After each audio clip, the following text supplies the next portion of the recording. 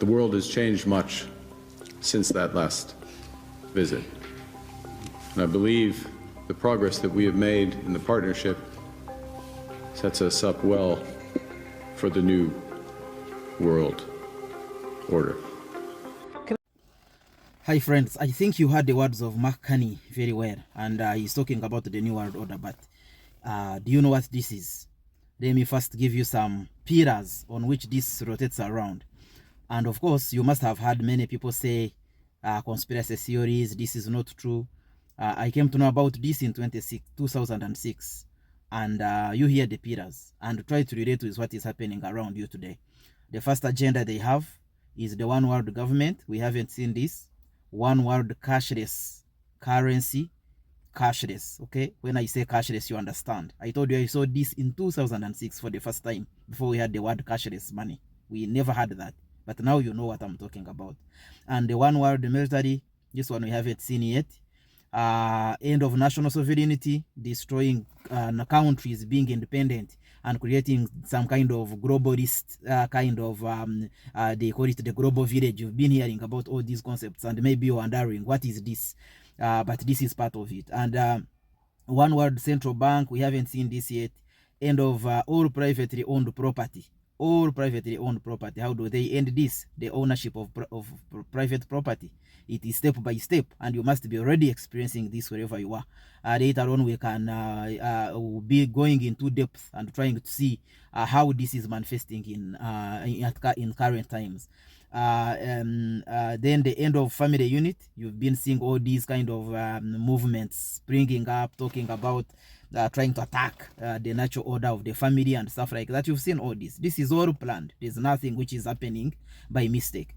And we are talking about the end of the family unit. Depopulation. This is the most important, the most crucial thing. Depopulation. They want to depopulate the world by 99%. 99. Not just reduce, by 99. And please, this is not a war of black and white. It's not white people wanting to kill black people. No, that is what they have brainwashed you to believe. But it is basically evil versus good. People who oppose God. God says, I give you the earth, go and subdue it, go and take charge of it. But the enemy says, no, you will not. We want only 1% on it. Those who can do my will. So depopulation is the top agenda. If you watched Olympic Games 2024, there is a lot that I said about that. And then we are talking about population growth, control of population growth and population density. Mandatory multiple vaccines. This is part of the agenda. Mandatory multiple vaccines. From the COVID-19, you remember, it's mandatory. And from that time, if I'm not mistaken, you must have heard of so many vaccines being announced. AIDS, malaria, all these things. The vaccines being announced in this time, surprisingly, when they have not been there, but somehow they are now, all the vaccines are now around. And they are going to be at a point when they're going to be forced, okay? Unless, as we know, God cannot be challenged, unless some of these things God himself says not them, as he's already proving to probably do so. And then we are seeing a universal basic income, microchipped society for travel purchasing and tracking and controlling, okay, all these things. We have seen facial recognition technology happening, tracking. Why do you think they are interested in recognizing your face?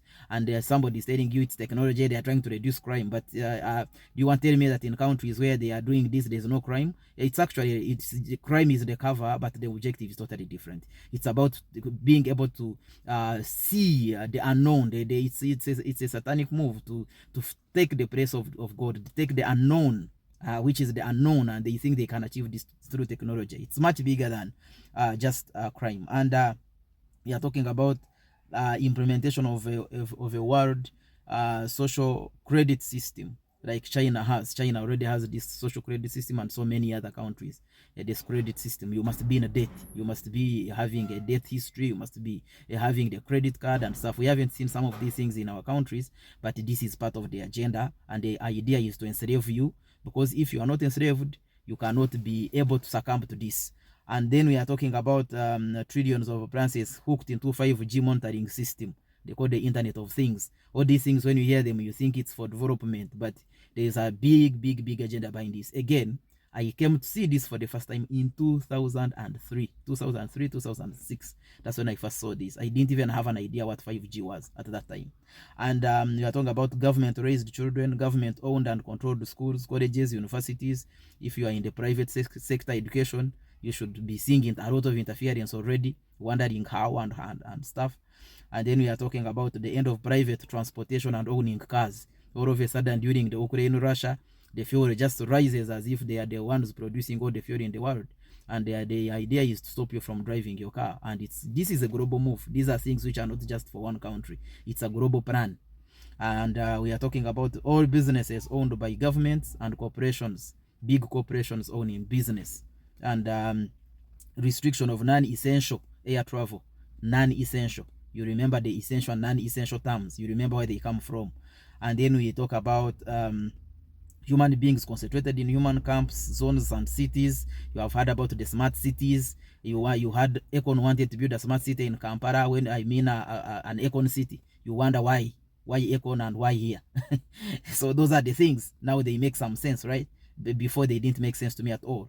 And then we are talking about the end of private farms and grazing livestock, end of single family homes, restricted land use. You cannot just use the land the way you want. You can't fish the way you want. You cannot hunt. You cannot just do agriculture the way you want. There has to be serious controls to limit the use of land. Okay, and we are talking about end of single family homes, restricted land use. Okay, ban of natural non-synthetic drugs and neuropathic medicine.